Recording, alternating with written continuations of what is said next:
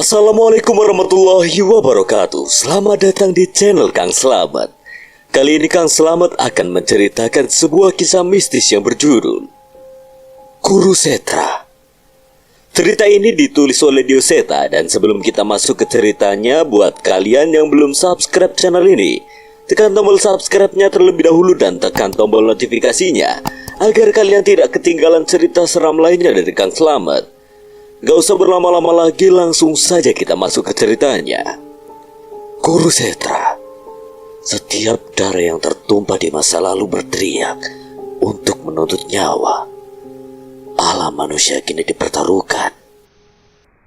Si pengurang dan kaya dan tetap.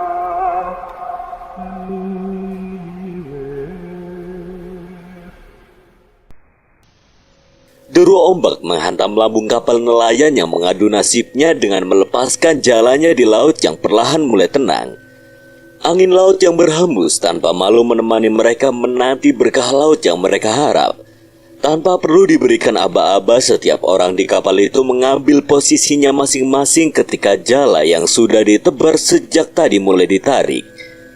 Senyum kecil terbentuk di antara peluh mereka ketika mendapati sekumpulan ikan memenuhi salah satu sisi jala mereka. "Lumayan, Yon," ucap Idris yang cukup puas dengan hasil tangkapan mereka. "Iya nih, bisa balik ke darat kita habis ini." Tak perlu waktu lama untuk mereka menaikkan jala dan sekumpulan ikan itu ke kapal mereka yang bertuliskan KM Gagak Laut sebagai namanya. Baru saja mereka selesai menarik jala, Idris melihat sesuatu yang cukup janggal, cukup jauh dari pandangannya.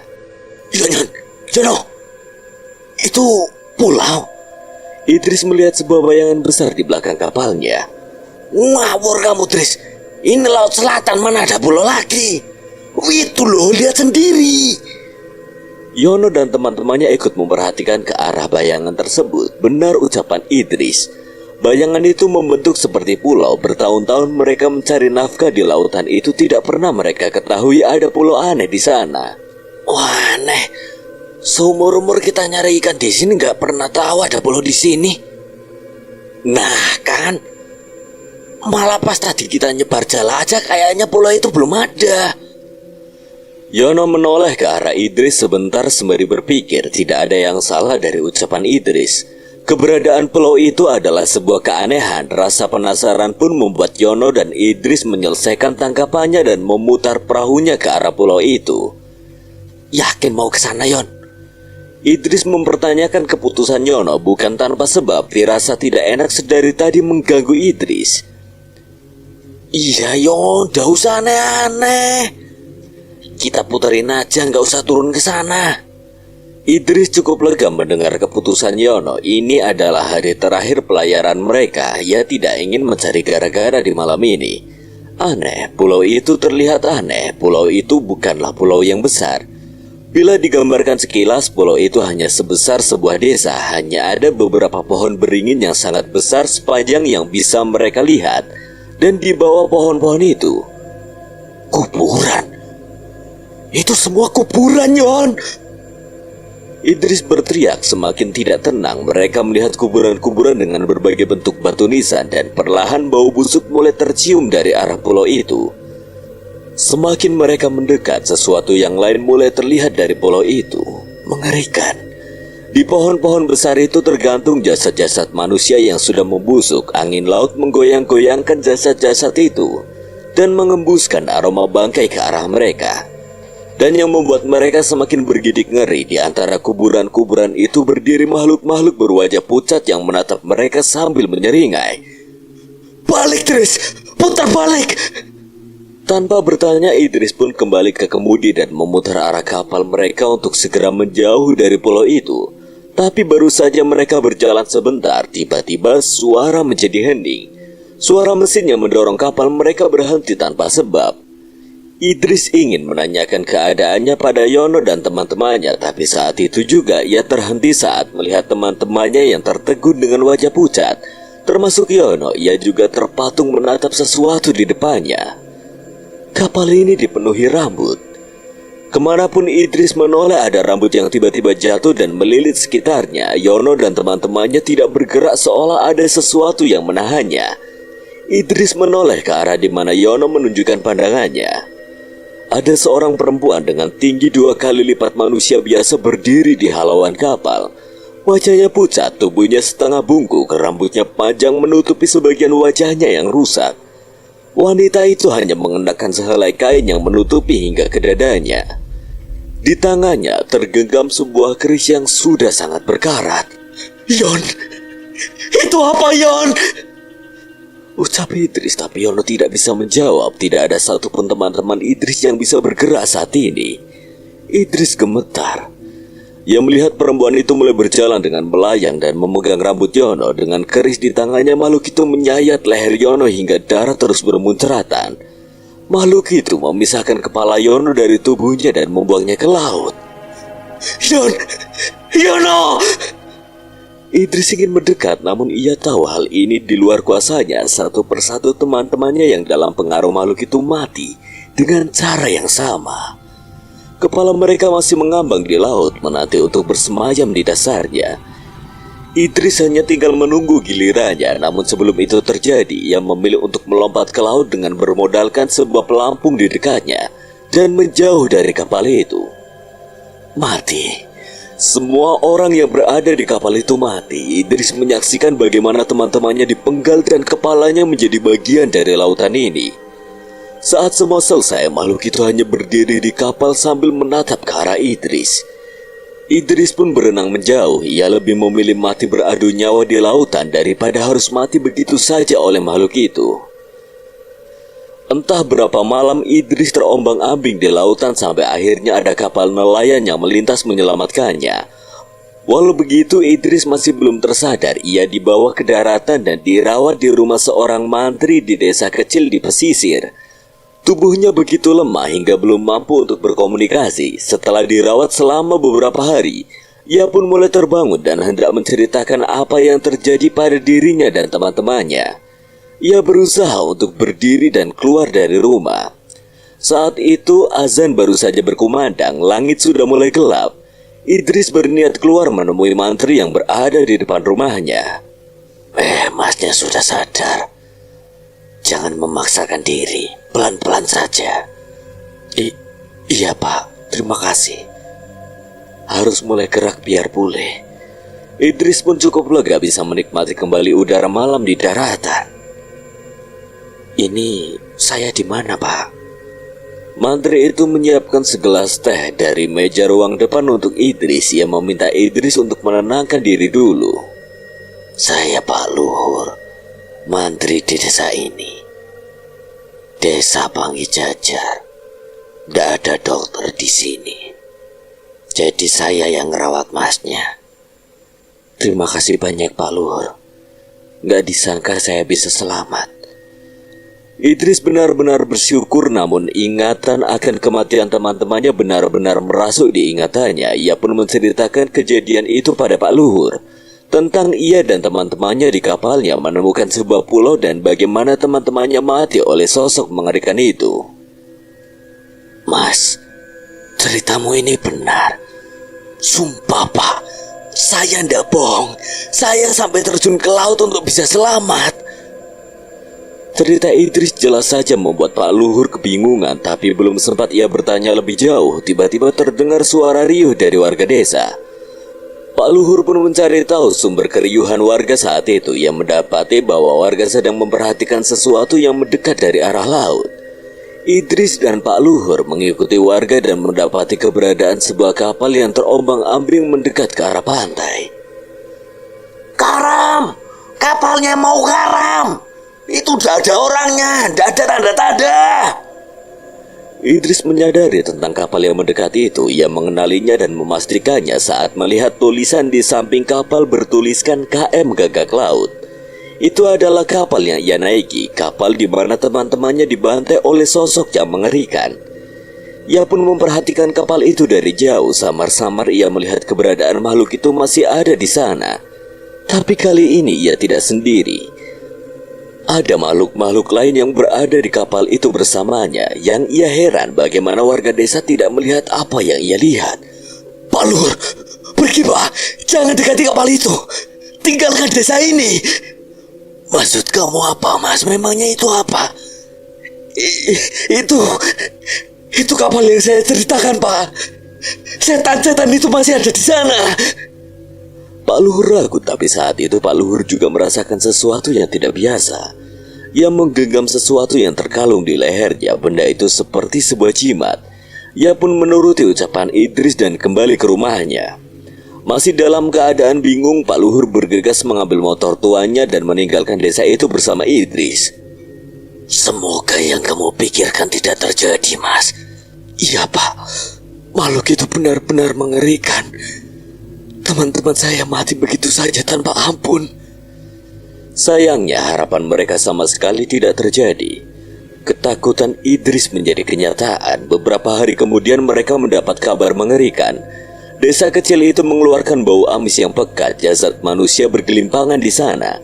Namun tidak ada satupun orang yang berani mengevakuasinya. Siapapun yang memasuki desa itu akan bernasib sama seperti mereka. Dan ketika malam mulai datang, desa di pesisir itu bukan lagi milik manusia. Setan-setan yang muncul dari laut menghuni desa itu dan menikmati sisa-sisa bangkai manusia. Setan-setan tanpa kepala berseliweran di desa seolah mencari keadilan atas kematiannya. Namun lebih dari itu, ada yang berkuasa di sana. Sosok setan berwajah hitam dengan baju kebesaran seorang raja. Rambutnya memanjang menutupi wajahnya dan ia tidak henti-hentinya mengunyah bagian tubuh manusia yang dipersembahkan oleh dedemit-dedemit bawahannya. Suara knalpot Vespa tua Cahyo tidak pernah gagal menarik perhatian warga desa yang kami lewati. Kebun-kebun pisang dan beberapa rumah sisa bangunan-bangunan Belanda masih menjadi pemandangan wajib setiap aku kembali ke desa ini. "Lah, Mas Danan lagi libur ta?" "Nggih, Bu, disuruh ngingon Cahyo." Cahyo mengerem motornya dan membuatku terdorong mendadak. Gitu aja tersinggung. Guyon lo, Jul." Yo enggak. Tapi kalau enggak ngebales kayaknya ndak afdol. Tinggal aku Cahyo seketika menjadi tontonan Mbok Darmi dan tetangga yang lain. Walau begitu mereka tidak heran. Kelakuan tengil Cahyo memang sudah menjadi tontonan wajib warga desa ini. Ada sebuah motor tua terparkir di rumah Pale. Dari plat nomornya aku mengetahui bahwa pemilik motor ini berasal dari kota yang cukup jauh dari sini. Kula nuwun. Terlihat Pak Lek sedang menerima dua orang tamu dan mereka terlihat berbincang dengan serius. Danan, udah sampai. Sini di dalam aja." Aku memberi salam pada Pak Lek dan kedua tamunya dan segera masuk ke dalam menuruti ucapan bule. Cahyo dengan sigap segera mengecek meja makan setelah mendeteksi aroma sedap yang muncul dari sana. "Tenang, Jul. Stok ikan asin sama sambelnya aman." "Bule memang terbaik." "Sana, kamu juga makan dulu, Nan. Pasti lapar toh?" "Lapar ndak lapar, kalau masakan bule pasti kita serbu. Iya ndak, Nan?" Nah, betul itu, Jul. Bule hanya menggeleng melihat kelakuan kami, tapi memang masakan bule menjadi senjata andalan untuk memancing keponakannya ini untuk sering datang ke sini. Aku pun meletakkan barang-barangku, membersihkan tubuh seadanya dan menyusul Cahyo ke meja makan. "Ayo makanan." "Nasimu udah tinggal setengah baru nawarin. Piye toh, Jul?" "Ya wis ndak usah biye. Enak aja. Sini." Seketika suara dapur menjadi ramai dengan keberadaan kami berdua. Nikmatnya masakan buatan bule dalam keadaan lapar benar-benar sulit dibandingkan dengan kenikmatan dunia manapun. "Bule, itu paling ngobrolin apa? Kok serius banget toh?" "Bule belum tahu. Tapi kalau ngobrolnya sampai serius itu biasanya urusan klinik. Paling nanti kalian juga dilibatin." Cahyo melirik dan tertawa ke arahku dan aku membalasnya dengan wajah kecut. Aduh, kayaknya gagal niatku liburan. Mereka berbincang sampai sore sampai akhirnya Pak Le meminjamkan sebuah rumah yang memang biasa digunakan untuk menginap. Pemilik rumah ini sudah pindah ke ibu kota, namun ia mengizinkan rumahnya sebagai rumah singgah desa. Saat matahari terbenam, Pak Le berjalan ke pendopo dengan wajah bingung. Aku dan Cahyo pun menghampirinya dengan membawa sepiring singkong goreng yang baru saja selesai digoreng oleh bule. Pak Le, serius banget sih masalah 2 orang tadi ya? Jangan serius-serius, Pak Le. Singkong goreng dulu.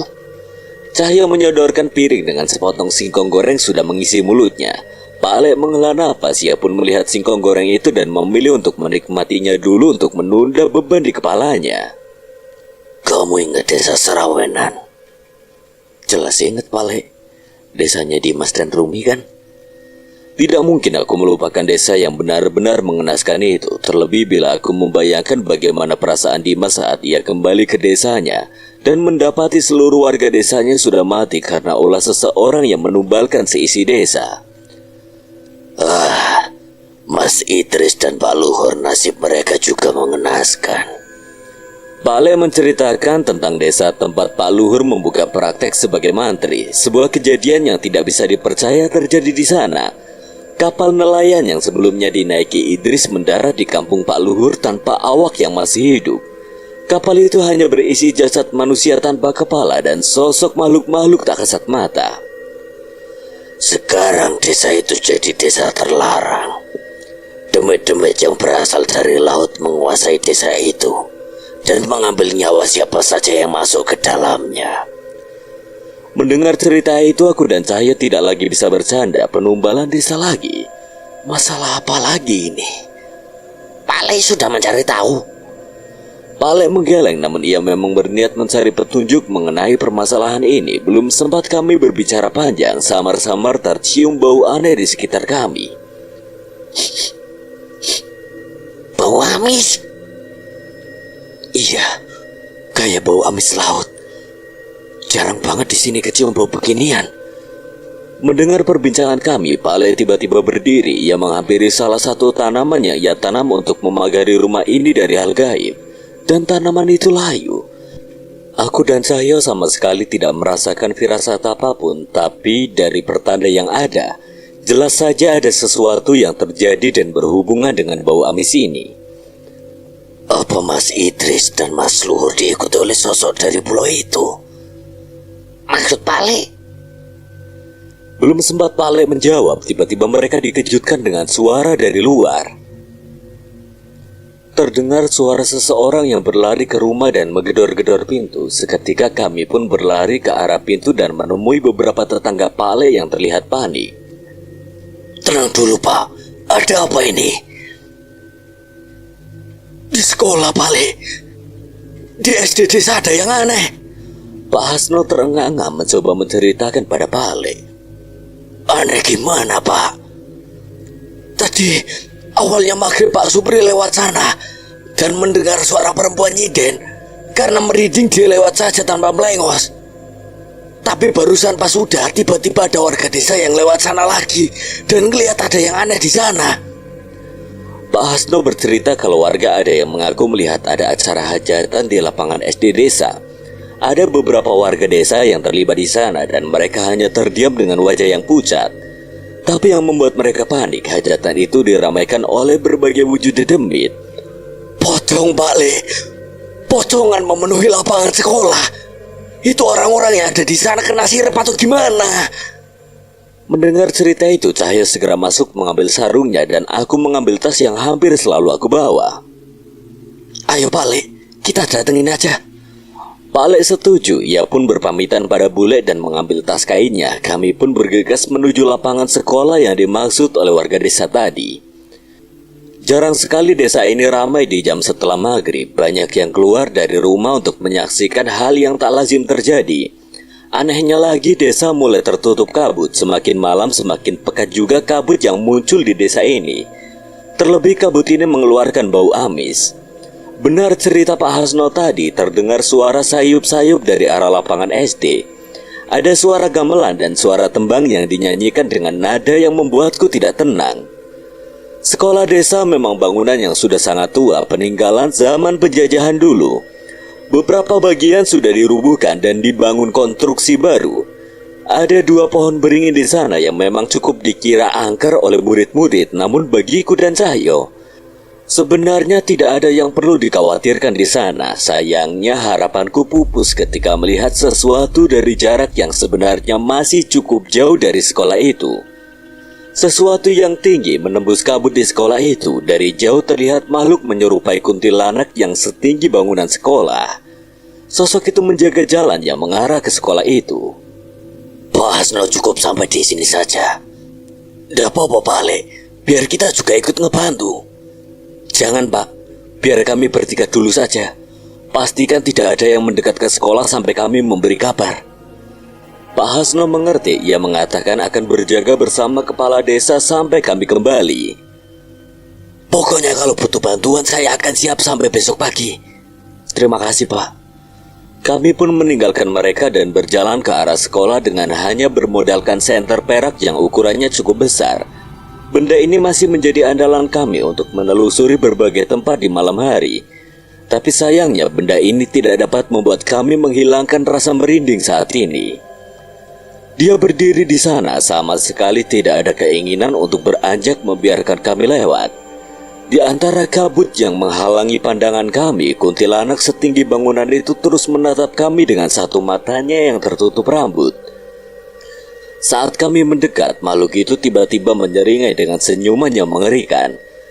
Cahyo maju mendahului kami dan membangunkan sahabatnya yang bersemayam di dalam dirinya. Wanasura.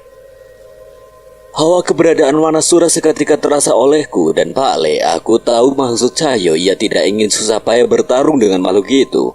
Seharusnya dengan hawa keberadaan Wanasura, makhluk itu bisa menyadari bahwa ia tidak akan berkutik untuk menghadapi sosok yang berdiam di tubuh Cahyo. Kuntilanak itu tertawa. Ia seolah tidak takut dengan keberadaan Wanasura. Walau begitu, ia perlahan menghilang dari tempatnya. Aku menyadari ia tidak pergi. Ia hanya berpindah ke satu tempat di sekitar kami. Ia masih mengawasi kami. Kalian tahu apa yang paling mengerikan saat menghadapi makhluk-makhluk halus? Buatku yang paling menakutkan adalah ketika kami tidak dapat memutuskan apa yang harus kami perbuat. Mungkin sebenarnya kami bisa membakar setan-setan di sini dengan ayat-ayat suci atau menghadapinya langsung dengan pusaka dan ilmu kami. Tapi ada yang harus kami selamatkan di sana. Salah sedikit saja, nyawa mereka bisa melayang dengan mudah. Saat itulah yang terjadi. Kami disambut sepanjang jalan menuju gapura sekolah. Berbagai sosok setan-setan berpakaian penari meliak-liuk memamerkan wajah rusaknya sambil menertawakan kami. Tidak ada satupun dari mereka yang takut dengan hawa keberadaan Wanasura. Ada sosok besar di dalam sana. Saking kuatnya makhluk itu, ia sampai bisa menghilangkan hawa terkutuknya. Aku dan Cahyo mengangguk setuju. Siapapun mereka, kami harus menghadapinya dengan serius. Yang kami lindungi bukan lagi desa orang lain, tapi desa tempat kami, Pak Ale, tinggal dan tempat kami bertumbuh sejak kecil. Saat itu gerbang sekolah seolah menjadi batas antara dimensi gaib dan alam manusia. Aku sadar sejak kami melewati gapura itu, kami telah memasuki alam yang belum tentu bisa dilihat manusia biasa. Benar cerita Pak Supri, ada 3 orang warga desa yang terjebak di sini. Di alam ini sepertinya mereka sengaja memperlihatkan pemandangan di alam ini kepada Pak Supri untuk memancing kami ke tempat ini. Mbok Darmi, Pak Kunandang dan seorang anak kecil bernama Ina, kami mengenal mereka semua. Melihat itu, Cahyo terlihat hampir tak mampu menahan rasa kesalnya. Ia tidak ingin bisa memaafkan siapapun yang menyakiti Mbok Darmi, yang selalu baik kepada dirinya dan Kliwon. Terlebih saat kami melihat keadaan mereka saat ini. Tubuh mereka bertiga berada di dalam keranda bambu. Wajahnya pucat, matanya terus melotot seolah merasa sangat ketakutan. Tapi mereka tidak bisa bergerak dan tidak bisa berbicara. Ada seorang nenek bungkuk di sekitar mereka yang membawa siwur, gayung dari batok kelapa. Ia terus mengambil air dari tempayan yang berisi kembang berkelopak hitam. Airnya pun keruh dan nenek itu bolak-balik menyiram air itu ke tubuh mereka dari luar keranda dengan diiringi suara gamelan tak kasat mata dan tarian-tarian dari berbagai setan yang berkumpul di halaman ini. Apa yang kalian inginkan? Nenek itu tidak menggubris, sebaliknya mata Mbok Darmi yang melotot ke arah Cahyo. Tumbal tidak lebih baik. Mbok Darmi berbicara dengan suara yang jauh berbeda dari suara dirinya. Cahyo marah melihat hal itu. Aku segera meremas pundak Cahyo untuk menahan amarahnya. Kami tidak bodoh. Kalian tidak perlu melakukan ritual ini hanya untuk meminta tumbal. Benar ucapan Pale, setan-setan sebanyak dan sekuat ini seharusnya mudah untuk memengaruhi seseorang untuk memberi tumbal kepada mereka. Tapi sampai melakukan hal sejauh ini, mereka pasti punya maksud lain. Menungso goblok. Suara itu terdengar dari pohon yang tidak jauh dari kami. Di salah satu rantingnya melilit ular yang lebar tubuhnya hampir setubuh manusia. Dan kepala ular itu adalah kepala manusia, berbeda dengan siluman ular yang kami temui selama ini. Biasanya setengah badan mereka adalah badan manusia. Sebaiknya kau diam atau ku habisi kau lebih dulu. Coba saja kalau berani. Kepala orang itu akan menjadi pengganti untuk kepalaku. Ular itu tiba-tiba sudah ada di tubuh Cahyo dan melilitnya. Wajahnya berada di samping wajah Cahyo dan mengarah ke tubuh Mbok Darmi. Cahyo mengepalkan tangannya erat. Ia sadar nyawa Mbok Darmi sedang terancam. Ia pun memilih untuk tidak melawan dan diam. Bagus. Ular itu pergi meninggalkan tubuh Cahyo dan mendekati jasad-jasad itu. Ia menghampiri sosok yang akhirnya menampakkan diri itu. Manusia? Bukan. Tidak ada manusia semenakutkan ini. Ia adalah makhluk berwujud manusia tua berwajah hitam dengan baju kebesaran seorang raja. Rambutnya memanjang menutupi wajahnya yang bersimbah darah. Kalau kau mengerti, sebaiknya kalian ikuti saja kemauan kami. Ia membawa 3 bilah pisau dan membawanya ke Mbok Darmi dan yang lain. Jangan sakiti mereka. Makhluk itu tidak menggubris, sebaliknya ia hanya meletakkan pisau itu di sebelah kepala Mbok Darmi dan yang lainnya. Ia mundur menjauh setelahnya. Nenek itu membuka keranda itu dan 3 tubuh itu pun duduk bersamaan. Ambillah pisau itu, tusukkan tepat di ujung kepala mereka. Kalian harus menumbalkan mereka untukku. Mendengar kalimat itu, kami tidak lagi dapat menahan amarah. Aku meninggalkan tubuh bersama Cahyo sementara sukmaku melesat menghuluskan keris raga sukma ke setan itu. Dengan mudah tanganku tertangkap oleh makhluk itu. Saat itu juga api hitam menyala membakar tanganku yang menggenggam keris raga sukma. Pale tidak tinggal diam. Ia meletakkan tangannya di tubuhku dan menarik kembali sukmaku ke dalam tubuh. Saat itu luka bakar muncul di lengan tubuhku dan Pale segera mencoba memulihkan dengan ilmunya. Walau tak cukup untuk menyembuhkannya, setidaknya itu cukup untuk membuatku menggerakkan pergelanganku. Jangan gegabah. Aku mengangguk, setidaknya sekarang aku mengerti bahwa makhluk itu tidak bisa diremehkan. Kalian pikir kalian mampu menghadapi mereka semua? Seusai ucapan itu, seketika seluruh pocong yang memenuhi tempat ini tertawa dan menatap kami. Belum lagi demit-demit yang menari pun berhenti dan mengelilingi kami. Takut pada mereka adalah sebuah dosa. Pale membacakan ayat-ayat suci dengan lantang yang serta-merta membuat pocong-pocong itu kepanasan. Mengetahui kami memilih untuk melawan, setan-setan wanita berpakaian penari itu melayang-layang mengelilingi kami. Suara-suara mengerikan terus menggema di telinga kami yang berasal dari tembang setan-setan itu. Wanasura terganggu, ia meraung sekuat-kuatnya mengalahkan suara setan-setan itu. Tapi itu hanya sementara, tembang itu terus mengalun dan membuat kepalaku seperti mau pecah. Sementara itu dari dalam tanah, tangan-tangan bermunculan berniat menangkap kami. Ternyata benar, ada jasad yang terkubur di bawah tanah sekolah ini. Itu urusanmu, Nan. Yang berisi itu biar si Panjol yang ladenin. Sementara Pak Le menahan gerombolan pocong-pocong dan siluman yang mencoba menyerang kami, Cahyo melompat dengan kekuatan Manasura yang ia pusatkan ke kakinya. Ia mengejar dan menghantam sinden-sinden demit yang melayang-layang itu. Saat gangguan itu mulai berkurang, aku meletakkan kelima jariku di tanah. Tangan-tangan mencoba meraihku pun semakin banyak dan mengerubuti tubuhku. Aku membiarkannya dan menahan setiap cakaran yang menggores tubuhku. Suara geding gamelan terdengar semakin cepat, seolah pertarungan kami ini adalah tontonan yang menarik bagi mereka. Tenanglah, jangan biarkan setan busuk itu mengendalikan kalian. Aku pun meruat tanah itu dengan membacakan ayat-ayat suci dan lantunan doa. Perlahan tapi pasti, tangan-tangan itu mulai melepaskan tubuhku dan Pak Le satu persatu. Dari sisa pakaian yang terlihat dari jasad itu, aku menebak mereka adalah roh dari bekas pekerja yang dipekerjakan hingga mati. Tangan-tangan itu kembali menjadi tulang belulang, sementara pocong-pocong yang mengelilingi kami mulai terbakar dan menghilang. Sinden-sinden demit itu pun melayang ke belakang makhluk itu dan mengambil posisi berlutut seolah tidak berniat menghadapi kami lagi. Menyerah saja! Menyerah, bodoh. Pertunjukannya baru saja dimulai.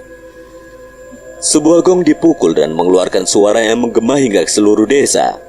Makhluk menjengkelkan itu terus tertawa dan menatap bergantian ke arah kami bertiga. Aku tidak salah datang ke tempat ini. Kalian adalah manusia-manusia yang bahkan mampu menghentikan rencana dari setan-setan kerajaan di Setraganda Mayit. Aku menelan ludah. Ternyata ia mengetahui tragedi itu. Itu berarti setan itu sudah mengetahui tentang kekuatan kami. Aku permudah tugas kalian. Makhluk itu mencabut keris dari pinggangnya. Ia meludahinya, memantrainya dan menancapkannya ke tanah. Seketika kami bertiga terjatuh. Kekuatan hitam yang besar mengguncang tempat ini. Firasatku benar-benar buruk. Tak kusangka aku harus melakukan ini. Cahyo menoleh ke belakang, matanya tertegun melihat sesuatu. Aku dan Pak Le menyusul menoleh ke arah itu dan apa yang kami lihat di sana sontak membuatku lemas. Roh warga desa tiba-tiba melayang begitu saja di atas desa. Aku melihat Pak Le sudah mengambil duduk bersila dan merogoh sukmo. Melihat apa yang terjadi di desa, gila. Semua roh warga desa terpisah dari tubuhnya dalam sekejap saat kembali Pak Le terlihat pucat. Pak Le, jangan-jangan bule juga. Sudah ku permudah tugas kalian. Bunuh mereka satu persatu, atau kupastikan semua roh itu akan menjadi makananku. Sial, sial. Bagaimana kami bisa memilih? Cahyo hampir melangkah maju tapi ia kembali mundur. Aku tahu bule sudah seperti ibu untuk Cahyo tapi ia sadar kalau ia tidak boleh gegabah. Aku mengerti. Aku dan Cahyo menoleh ke arah Pak Le mempertanyakan maksud ucapannya. Kau ingin kami membunuh mereka yang artinya kami telah melakukan hal yang tabu. Itu artinya semua ilmu dan karoma yang kami miliki akan sirna. Makhluk itu tersenyum, sepertinya tebakan Pak Le tepat. Benar, aku perlu memastikan bahwa tidak ada satupun orang yang akan mengganggu rencanaku. Sial, ternyata itu maksudnya. Aku tidak pernah berada di situasi ini. Membunuh Mbok Darmi, seorang anak kecil dan seorang ayah, atau membiarkan mereka membunuh bule dan seluruh warga desa. Brengsek, mereka benar-benar iblis. Suara tawa dari setan-setan di sekitar kami terdengar bersamaan suara alunan gamelan yang mulai kembali berbunyi. Mereka seolah menikmati menyaksikan hal ini. Aku permudah lagi pilihan kalian. Bunuh mereka bertiga, biarkan seluruh warga desa mati. Atau pilihan terakhir, bunuh diri kalian sendiri. Brengsek, kau mempermainkan kami. Memang apa yang kau harapkan dari setan? Pengampunan. Pak Le terus berpikir, tapi kali ini ia benar-benar terdesak.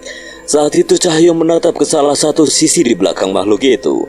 Aku mencoba memperhatikannya dan menyadari ada sosok yang kami kenali di sana. Kau bagian dari mereka. Itu manusia.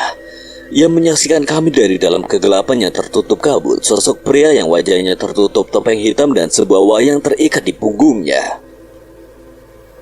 Akhirnya kalian menyadari keberadaanku. Ini tontonan menarik. Tak mungkin aku melewatkannya. Kau bersekutu dengan iblis. Aku tidak peduli siapa sekutuku, selama aku bisa melakukan apa yang aku mau. Ia seolah menyatakan kemenangannya kepada kami, kemenangan yang ia dapatkan dengan menjadi kacung dari setan-setan itu. Wanasura geram, wayang di balik punggung pria bertopeng itu bergetar dan ikut mengaum. Dendam di antara mereka berdua masih begitu besar. Setidaknya kau mati lebih dulu. Aku segera membacakan mantra pada keris Raga Sukma. Nyala kilat putih menyelimuti kerisku dan dengan sigap aku melemparkannya ke arah pria bertopeng hitam itu. Pria bertopeng itu menghindarinya, namun tenaga keris Raga Sukma menggores topengnya hingga menembus wajahnya. Topeng itu retak sekali lagi dan memamerkan darah merahnya yang menetes. Brengsek! Kau terlalu lama, Kalatuo. Selesaikan ini dan berikan pelajaran tersakit untuk mereka. Kau saja yang terpancing. Nikmati saja. Pagi masih lama. Ternyata demit kakek itu bernama Kalatuo. Entah mengapa aku merasa pernah mendengar nama seperti itu. Sayangnya mengetahui namanya saja tidak membantu apapun. Mungkin saja kami akan kalah, tapi aku cukup terhibur saat melihat ada yang paling pecundang di tempat ini. Apa kau bilang?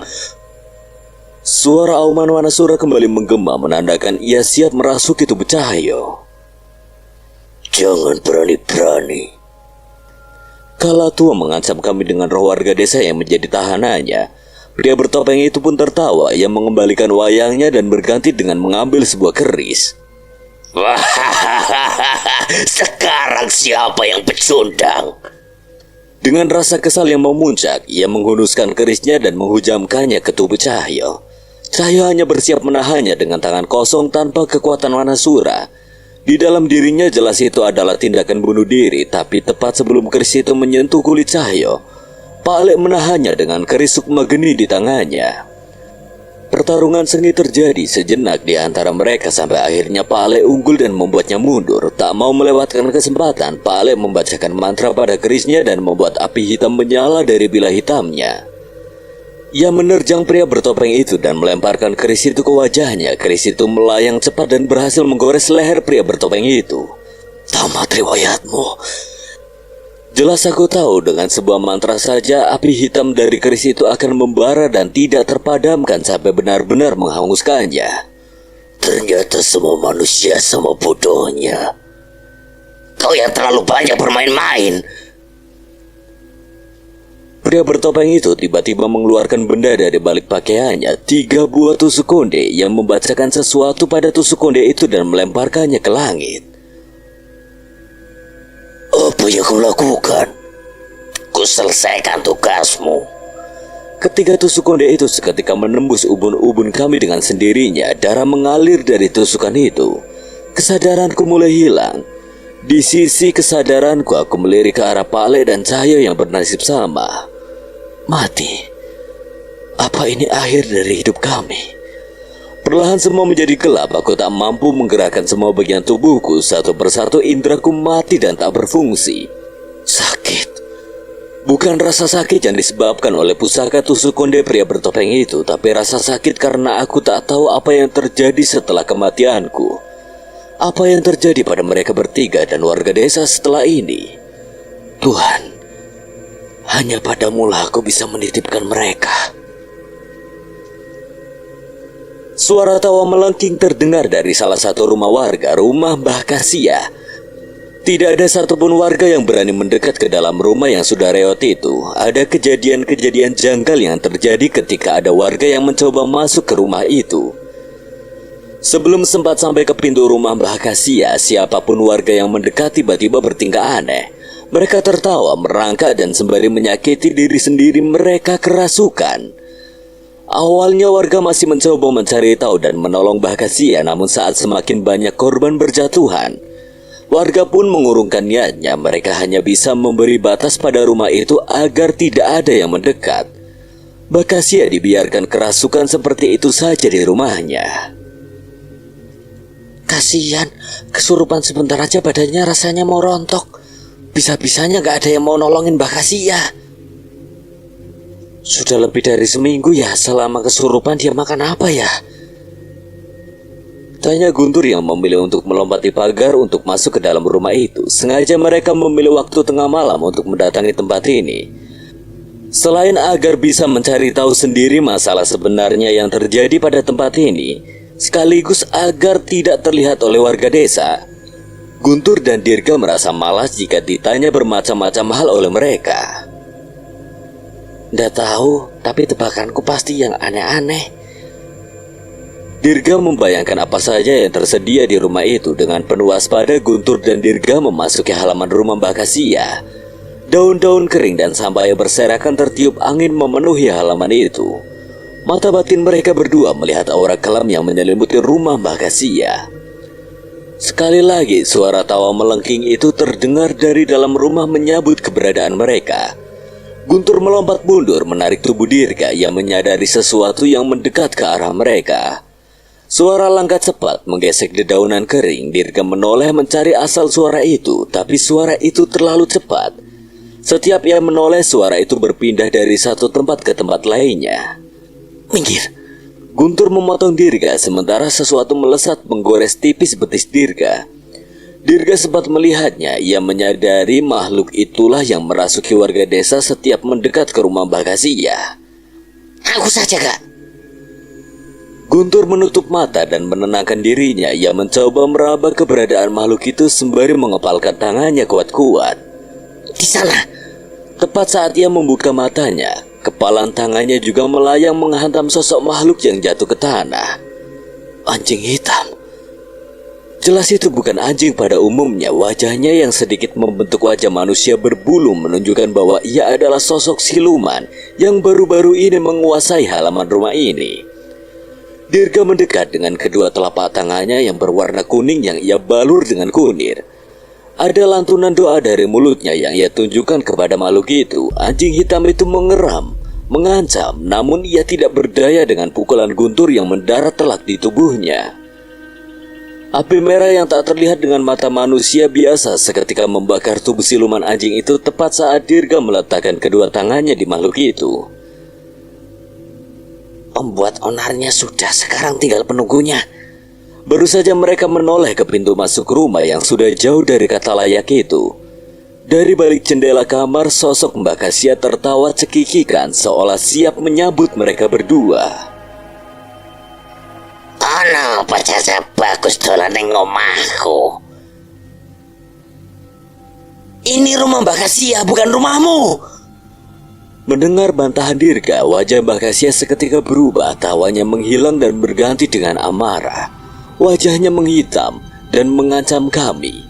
Dirga dan Guntur merasakan ada yang berubah dari rumah itu. Seketika dinding ruangan itu dipenuhi rambut putih yang berpangkal pada kepala Mbak Kasia. Sementara cairan hitam menetes dari mulut Mbak Kasia membasahi lantai hitam. Wes Mbah, ra usah meden-medeni. Cici. Bocah ra tau sopan santun. Tiba-tiba Mbak Kasia muncul tepat di belakang Dirga. Dirga pun menoleh dan mendapati wajah mengerikan Mbak Kasia di hadapannya. Tor, Guntur. Dari tadi Mbak Kasia ngomong apa sih? Masem. Udah tahu nanti tinggal di sini bahasa Jawa gitu aja nggak ngerti. Yo gimana? Sundaku masih mendarah daging. Mbak Kasia terdiam melihat kedua pemuda itu tidak terpengaruh dengan semua teror yang ia berikan. Wajahnya semakin kesal, namun semua rambut yang memenuhi ruangan mulai menghilang. Ya wis nek kowe rawati. Mbak Kasia berjalan bungkuk menuju dinding ujung ruangan itu. Ia hanya menyenderkan dahinya ke tembok sambil membelakangi kami. Raut wajahnya terlihat kecewa dengan sikap mereka berdua. Melihat hal itu, Guntur dan Dirga menghampiri Mbak Kasia. Ya wes Mbah, makanya kami doakan ya biar tenang. Dirga dan Guntur sadar sosok yang merasuki Mbak Kasia bukanlah sosok yang membuat onar. Mereka tahu ada sesuatu yang membuatnya merasuki Mbak Kasia sampai seperti ini. Kalau kalian sudah membereskan anjing siluman itu, seharusnya aku sudah bisa pergi. Aku titip panah di dalam kamar itu. Saat itu Dirga dan Guntur bertatapan. Mereka pun berlari menuju kamar itu dan seperti kata sosok yang merasuki Mbak Kasia, ada seorang anak perempuan kurus meringkuk di sudut ruangan. Tapi belum sempat masuk ke sana, Dirga dan Guntur tertahan dengan bau yang sangat menyengat. Banyak bangkai tikus di ruangan itu berserakan di lantai. Sebagian bangkai tikus itu tersisa tulangnya saja. Nenek sialan, kamu beri makan anak ini dengan tikus-tikus ini. Tawa nenek itu melengking ke seluruh ruangan. Dirga menahan Guntur dan mengajaknya untuk menolong anak perempuan itu lebih dulu. Setidaknya anak itu masih hidup. Kamu berharap apa dari setan yang memberi makan seorang anak perempuan? Ya benar, tapi tikus lah. Walau dengan perasaan trauma seperti itu, setidaknya anak itu masih hidup. Saat mengetahui ada Dirga dan Guntur yang menyelamatkannya, anak itu pun menangis terharu dan menceritakan segalanya. Namanya Susni. Tubuh anak perempuan itu penuh dengan bekas luka. Ia anak yatim piatu yang tinggal di desa yang tidak jauh dari tempat ini. Ada sebuah kutukan di dirinya yang seharusnya sudah merenggut nyawanya, namun ia tertolong berkat sosok yang merasuki Mbak Kasia. Satu ketika, Susni tidak sengaja menemukan seseorang yang sedang bertapa di sebuah tempat di kedalaman hutan di desanya. Sebenarnya Susni sudah merasakan perasaan tidak enak, maka ia segera pergi meninggalkan petapa itu. Tapi petapa itu tidak senang. Ia mengirim utusannya sang siluman anjing untuk mengincar Susni untuk membunuhnya secara perlahan. Susni yang tidak dapat melihat siluman anjing itu hanya menyadari tubuhnya muncul luka secara tiba-tiba. Lambat laun barulah ia merasa ada sosok yang terus mencoba menyakitinya. Ia berusaha mencari cara untuk selamat, mulai dari menjauh dari hutan, meninggalkan rumahnya hingga meninggalkan desa. Barulah saat sampai di desa Guntur sebuah kejadian terjadi. Susni terus bersembunyi dari anjing siluman itu, tapi anjing itu selalu saja menemukannya. Bahkan saat itu niat anjing itu seolah ingin benar-benar membunuhnya. Sampai tiba-tiba seorang nenek menariknya dan mengajaknya masuk ke dalam rumah. Itu adalah Mbak Kasia. Sayangnya saat itu Mbak Kasia sudah bertingkah aneh. Mbak Kasia dirasuki oleh sosok yang sudah mengawasi Susni sejak masuk ke desa. Itu adalah roh seorang nenek yang mati tidak tenang setelah dipisahkan oleh serdadu Belanda sebelum kematiannya. Mbak Kasia yang dirasuki itu pun menyembunyikan dan melindungi Susni di rumah Mbak Kasia. Ia tidak membiarkan siluman itu masuk dan melindungi Susni secara berlebihan. Satu-satunya makanan yang bisa ditemukan di rumah itu hanyalah tikus-tikus yang bersarang di rumah tua itu. Selama seminggu Susni dan Mbak Kasia bertahan hidup dengan memakan daging tikus yang Mbak Kasia tangkap. Susni bingung menghadapi situasi itu. Ia sempat berharap saat ada warga yang berkerumun mengetahui ada perubahan pada Mbak Kasia. Tapi sayangnya warga tidak tahu bahwa ada Susni di rumah itu. Terlebih setiap warga yang mendekat pasti akan dirasuki oleh sosok siluman anjing yang mengincar Susni. Setelah mengetahui cerita itu, mereka bertiga pun keluar dari kamar. Susni ketakutan saat melihat Mbak Kasia, namun Mbak Kasia malah tersenyum. Wis yo, Nduk. Saiki wis iso mbah tinggal. Memang niat sosok yang merasuki Mbak Kasia adalah untuk melindungi Susni, tapi memberi makan Susni dengan tikus, mengurungnya di rumah, jelas itu bisa saja malah membunuh Susni perlahan.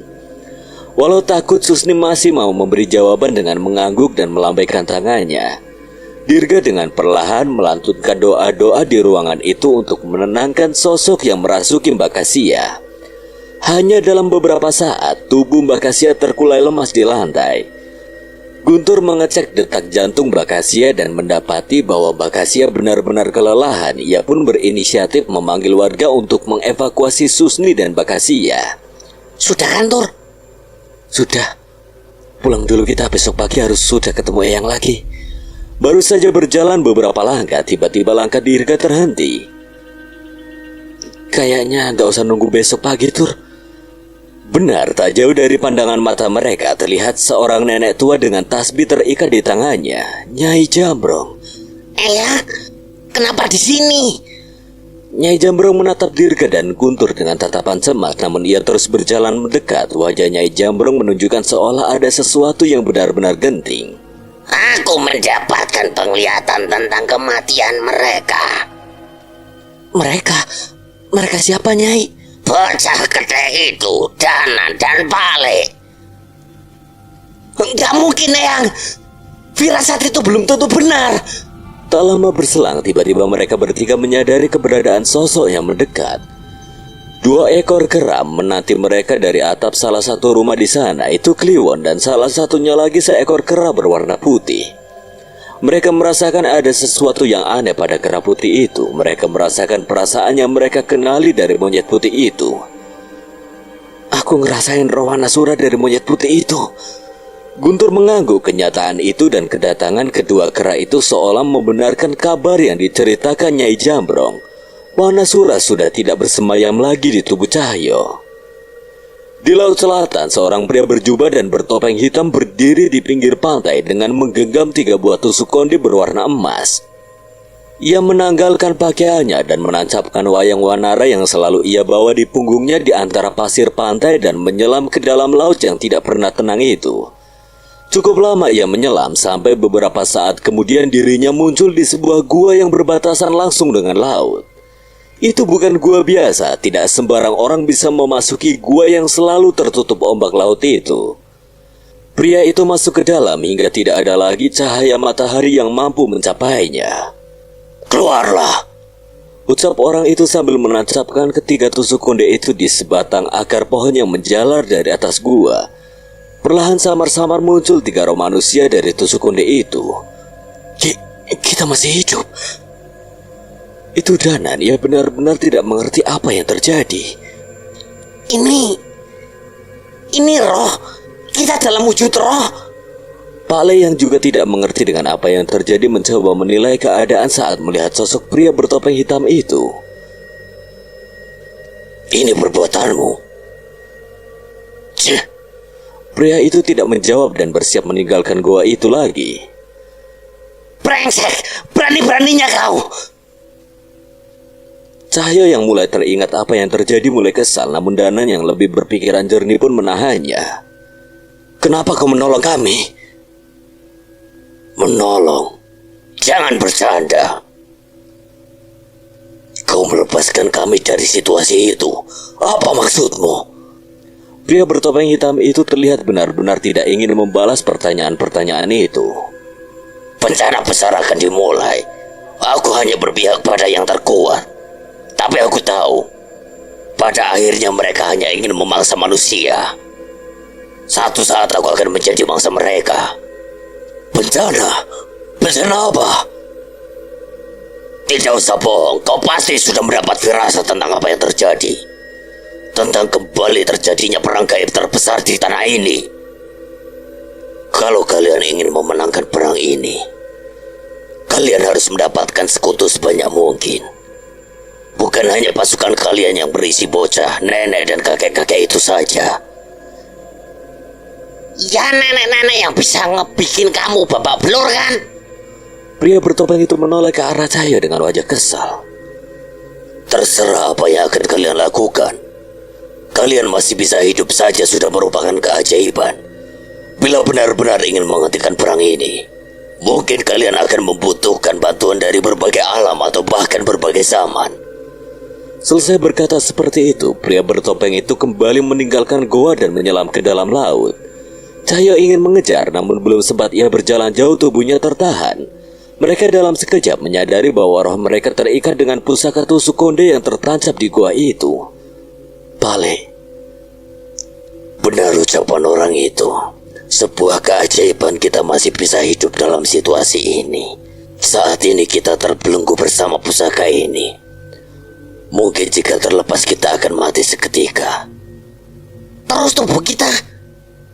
Rantai roh Kusuma Pale masih terhubung dengan raga. Pale merasakannya. Pria bertopeng itu juga mengamankan tubuh kita dan menanamkan pusaka agar tetap bertahan.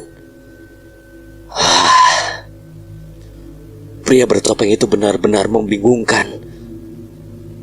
Setidaknya kita semua sudah melakukan langkah terakhir yang bisa kita lakukan. Beruntung Pak Ale langsung menyadari rencanamu, Nan.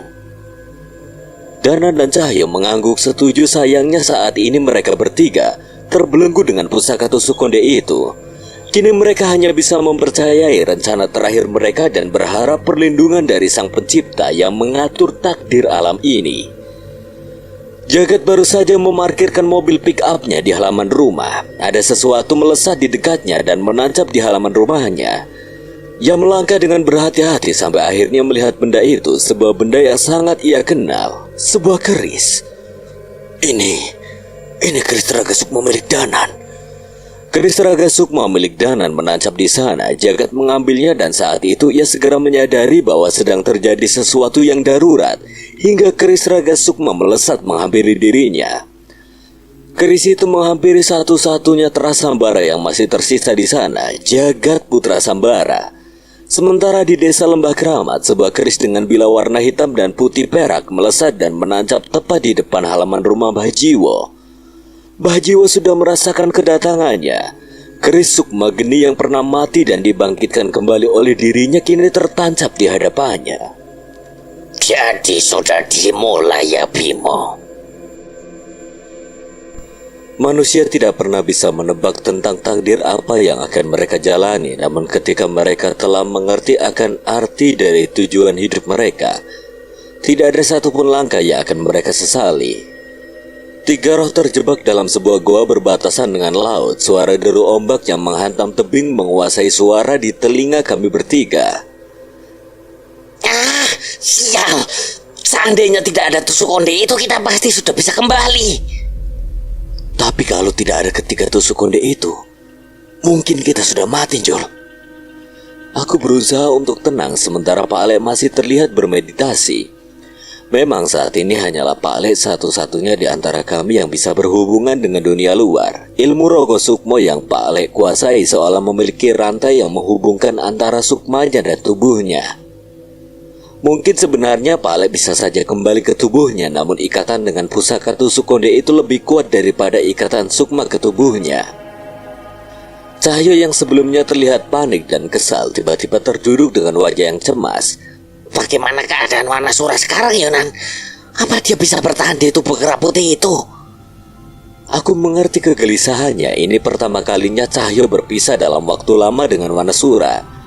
Mereka memang jarang berkomunikasi dengan kata-kata, namun mereka saling mengerti kegelisahan masing-masing saat masih satu tubuh. Mungkin terpisah dengan Wanasura seperti kehilangan satu bagian tubuh bagi Cahyo. Kita nggak akan pernah tahu, Jul. Yang aku tahu, kamu melakukan hal yang tepat ketika memutuskan memindahkan roh Wanasura saat itu. Saat dalam pertarungan itu, aku menyadari ketika Cahyo menahan keris pria bertopeng itu tanpa kekuatan Wanasura saat itu. Tak jauh dari kami ada Kliwon yang mengamati kami bersama seekor kera berwarna putih dari tempat yang tersembunyi. Cahyo yang menyadari kedatangan mereka dalam sekejap memutuskan untuk memindahkan roh Wanasura ke kera putih itu. Aku sadar ketika kamu ngelempar keris Raga Sukma ke si topeng ireng itu. Kerismu langsung melesat menghilang dengan cepat. Iya, Jul. Baru kali ini aku merasa putus asa. Saat itu aku hanya memikirkan setidaknya ada sesuatu yang bisa kutinggalkan seandainya tidak selamat. Memangnya keris Raga Sukmamu kamu kirim ke siapa? Mas Jagat, kalau ada orang yang mungkin bisa menggunakan keris Raga Sukma selain aku, mungkin hanya keturunan Sambara yang tersisa. Kalau bukan Pak Le, ya Mas Jagat. Ada alasan mengapa keris Raga Sukma tidak diwariskan kepada keturunan Jagat maupun ayah dan kakeknya. Alasan? Alasannya apa, Pak Le? Pak Le sadar saat Mbok Sar menceritakan tentang Sambara penghancur pusaka. Salah satu garis terah Sambara yang bisa membuka potensi terkuat dari setiap pusaka hingga menghabiskan masa hidup pusaka tersebut. Mungkin itu alasan tidak ada satupun pusaka yang diwariskan ke Jagat. Benar, Mbok Sar atau dia yang memiliki nama besar Kanjeng Sarwina pernah menceritakan pada kami saat menghadapi Trabiryasono dulu. Benar Pak Ale, tapi aku masih merasa bahwa ini adalah pilihan yang tepat. Pak Ale juga setuju. Awalnya Pak Ale ingin melemparkan keris Sukma Geni juga ke jagat. Tapi Pak Ale merasa ada yang lebih mengenal keris Sukma Geni lebih dari siapapun saat ini. Siapa Pak Ale? Ki Jiwo Setra alias Mbah Jiwo. Dia yang menghidupkan lagi keris Sukma Geni. Dan bila sudah waktunya keris itu mencapai potensi terhebatnya, mungkin hanya dia yang bisa. Aku mengangguk setuju. Ratusan tahun keris Sukma Geni tidak pernah digunakan untuk bertarung, tapi seorang Mbah Jiwo tidak hanya menghidupkan lagi keris Sukma Geni, ia juga memberikan bila hitam pada keris itu. Walaupun yang aku tahu, pengorbanan untuk itu tidak sedikit. Kamu sendiri gimana, Jul? Wanasura dan Kliwon, kamu arahkan kemana? Biar mereka sendiri yang mencari. Aku percaya sama mereka. Tapi sepertinya aku bisa menebak mereka akan pergi kemana. Guntur dan Dirga. Cahaya mengangguk membalasku. Ya, pada akhirnya kami juga sepakat bahwa mungkin mereka semua bukanlah yang terkuat, namun merekalah yang sangat kami percaya untuk menitipkan kekuatan kami terlebih dahulu.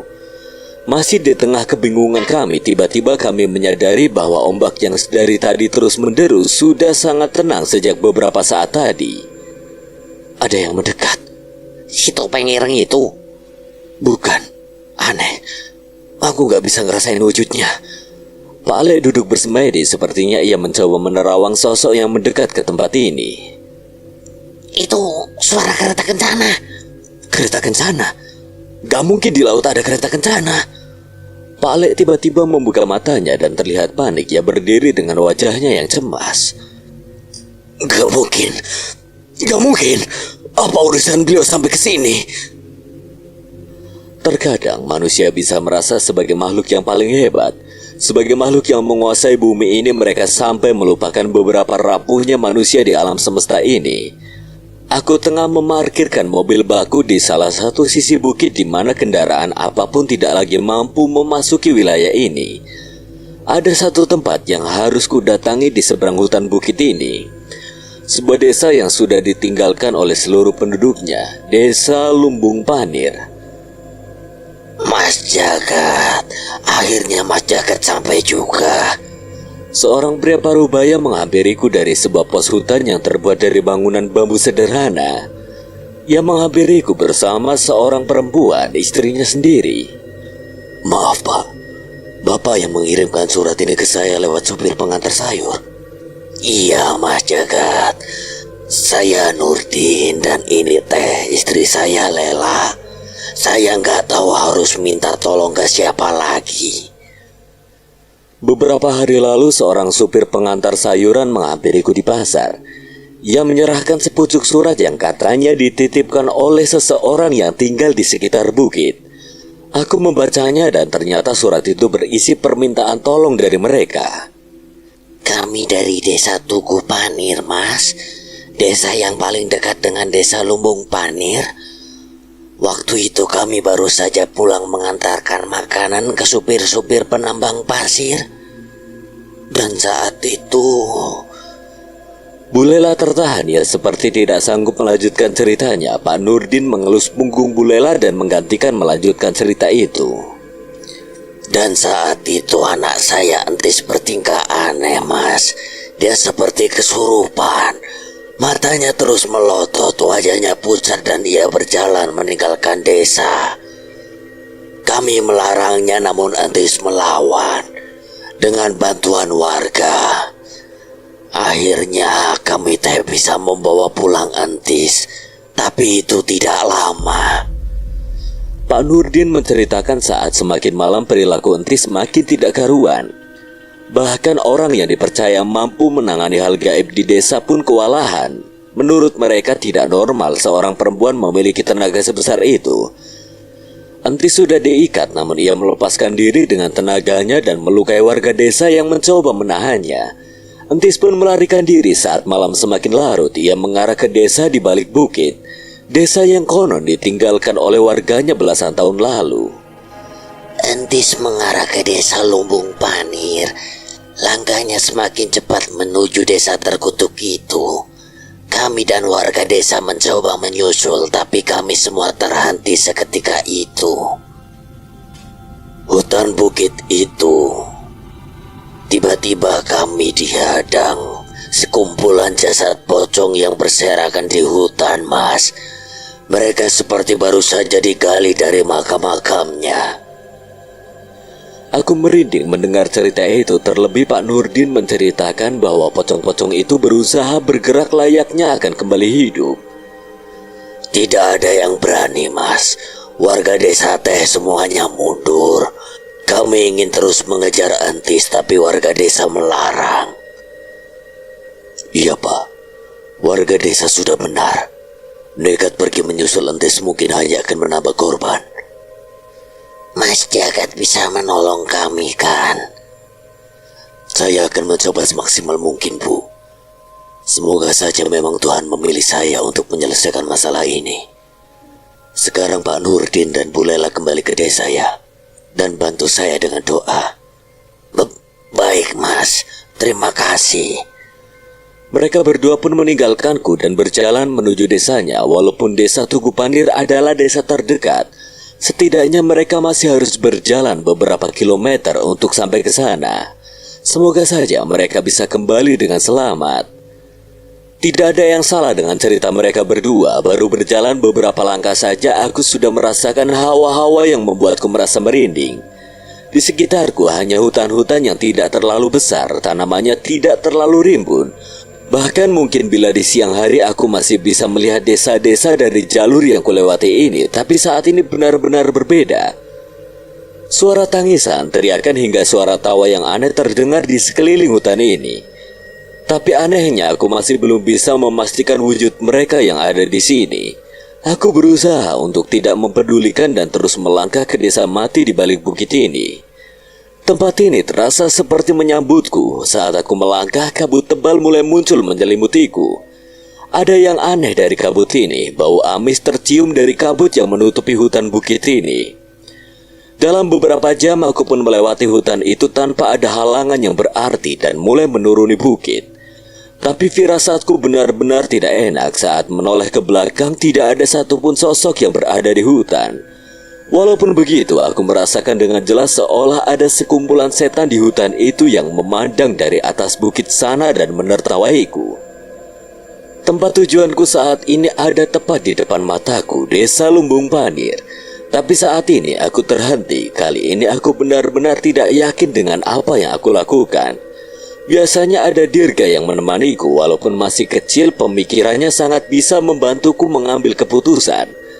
Tapi entah mengapa sekarang aku ragu.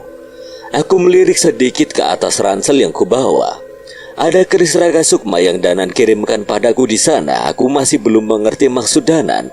Yang aku tahu ia juga dalam bahaya. Saat menerima surat itu dalam hati aku merasa bahwa permintaan dari Pak Nurdin adalah jebakan untukku.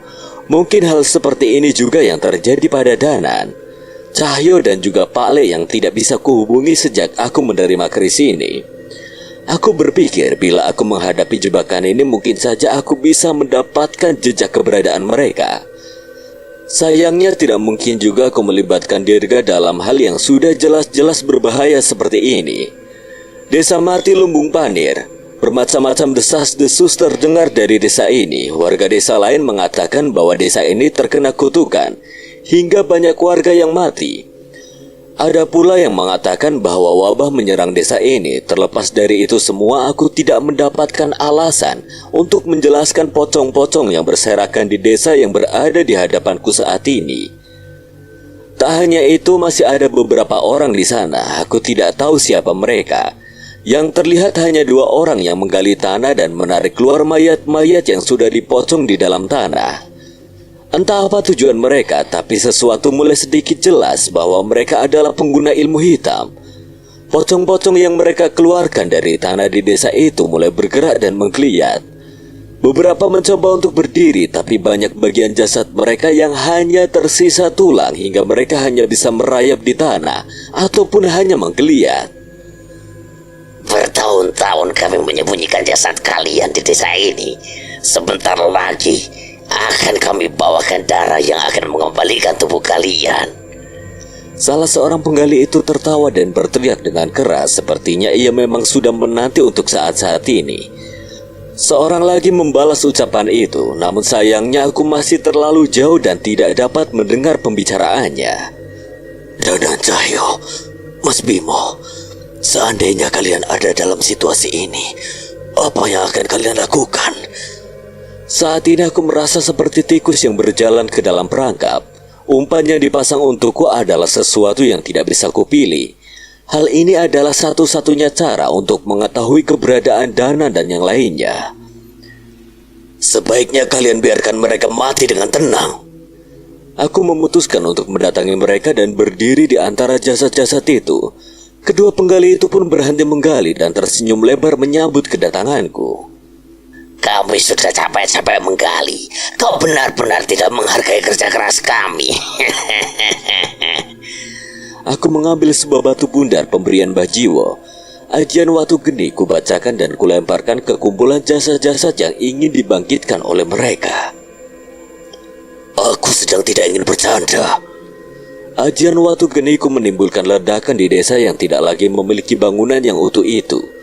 Jasad dan kain-kain kafan yang membungkus makhluk-makhluk itu menggeliat dalam kobaran api. Berani-beraninya kau. Mereka adalah calon pasukan-pasukan Prabu Junoyo. Bukan urusanku. Sebuah ledakan membakar kedua orang itu, namun seperti yang aku tahu, mereka bukan manusia biasa. Dari kobaran api, mereka berlari sembari menyeret cangkulnya dan menghujamkannya ke arahku. Aku melompat dan menghindari setiap serangannya, namun mereka bukan penggali kubur biasa. Tenaganya begitu kuat hingga tanah dan bebatuan yang terkena cangkulnya hancur begitu saja. Darahmu sudah dinanti oleh Tuan kami. Sepertinya kami tidak harus membawamu hidup-hidup. Mereka berdua mengepungku dan memukulkan ujung cangkulnya sekuat tenaga. Kekuatan hitam yang menyelimuti ujung cangkul mereka yang kurasa dengan sekejap bisa membelah tubuhku menjadi dua. Cangkul mereka beradu, aku tidak lagi ada di antara mereka. Alam manusia tidak cocok untuk makhluk keji seperti kalian. Aku muncul di belakang mereka dan memindahkan mereka satu persatu ke alam yang baru saja kutemukan. Alam gaib, di mana roh-roh terkutuk dari masa lalu tersegel di sana. Bagian alam lain di bumi yang tidak pernah tersentuh oleh cahaya. Brengsek, di mana ini? Apa yang kau lakukan? Gelap, panas. Apa ini semua? Aku tidak heran dengan kepanikan mereka. Reaksi mereka sama seperti saat aku menemukan alam ini pertama kali. Hanya kegelapan dan hawa panas yang dirasakan di alam terkutuk ini, namun bukan itu yang terburuk. Ini alam leluhur Sambara, tempat kami mengurung makhluk-makhluk terkutuk seperti kalian. Berdoa saja kalian tidak menjadi mangsa dari musuh-musuh kami yang masih bertahan dari masa lalu. Tunggu, jangan tinggalkan kami di tempat ini. Suara apa? Suara apa itu? Bawa kami pergi dari sini. Aku tidak mempedulikan mereka dan kembali ke dalam kegelapan. Aku tidak bisa lama-lama berada di tempat ini. Suara tangisannya tidak berhenti. Geraman hewan buas dan suara langkah kaki tanpa wujud saling mengincar di alam ini. Ah! Tanganku ada yang memakan. Pergi. Makhluk apa yang melilit tubuhku? Dari dalam kabut aku mendengar suara teriakan mereka berdua, namun aku tidak peduli. Mereka pantas berada di sana. Tepat saat kembali ke alam manusia, aku terjatuh. Melintasi alam itu membutuhkan tenaga yang tidak sedikit. Namun dari apa yang kulakukan tadi, setidaknya aku bisa memastikan bahwa alam itu bisa menjadi senjata pamungkas untuk menghadapi lawanku yang kuat. Sosok-sosok pocong yang baru bangkit menyambutku saat kembali ke alam ini. Walau tubuh mereka belum sempurna, tapi naluri mereka untuk membunuhku tidak surut. Aku memberikan pilihan untuk kalian mati sekarang dan mempertanggungjawabkan perbuatan kalian di akhirat. Atau kalian lebih berharap roh kalian berada di dunia dan hanya menunggu Tuhan kalian mencoba terus membangkitkan dan memperbudak kalian. Suara gemertak gigi dari tengkorak-tengkorak pocong itu terdengar. Beberapa suara mengerikan seperti suara aluhan kerbau, namun belum ada satupun dari mereka yang mendekat ke arahku. Di tengah desa itu, aku melantunkan ayat-ayat suci untuk menggiring mereka yang sudah sangat tersiksa saat terperangkap oleh massa. Satu demi satu dari mereka kesakitan dan terbakar. Api itu tidak lebih sakit dari api neraka, namun setidaknya ayat-ayat suci yang mereka terima memberikan kesempatan pada mereka menerima hukuman dan pengampunan sebelum mereka sepenuhnya menjadi iblis. Aku menarik nafas lega. Sepertinya ayat-ayat yang aku bacakan tidak hanya menenangkan mereka, tapi juga membuatku merasa lebih tenang dan merasa lebih siap untuk memasuki desa ini lebih dalam. Kali ini aku mendengar suara dari salah satu bangunan yang paling besar dan terlihat sangat tua di desa itu. Sebagian dari bangunan itu sudah termakan akar dan kayu-kayu yang menjadi dindingnya sudah hampir hancur tak mampu melawan usia. Seketika aku mempercepat langkahku ke arah bangunan itu, tapi sebelum aku sampai ke sana, aku melihat pemandangan yang membuatku kesal. Bangunan itu dikelilingi oleh makhluk-makhluk berbagai wujud yang berada di sana, seolah tertarik akan sesuatu. Saat semakin mendekat aku menyadari sesuatu. Ada makhluk kerdil bertubuh hitam menjilati sesuatu yang mengalir keluar dari rumah itu. Itu darah. Ada sesuatu yang terjadi di dalam bangunan itu yang menyebabkan darah segar mengalir di sana. Suara seorang wanita terdengar dari sana. Mungkinkah itu Entis? Aku mencoba tidak menghiraukan setan-setan alas yang mengerubungi rumah itu dan memasuki pelataran bangunan itu. Baru saja aku sampai di halaman itu, perasaan mengerikan menekan tubuhku. Aku merasakan hawa keberadaan beberapa makhluk di dalamnya, dan aku yakin mereka bukan makhluk biasa.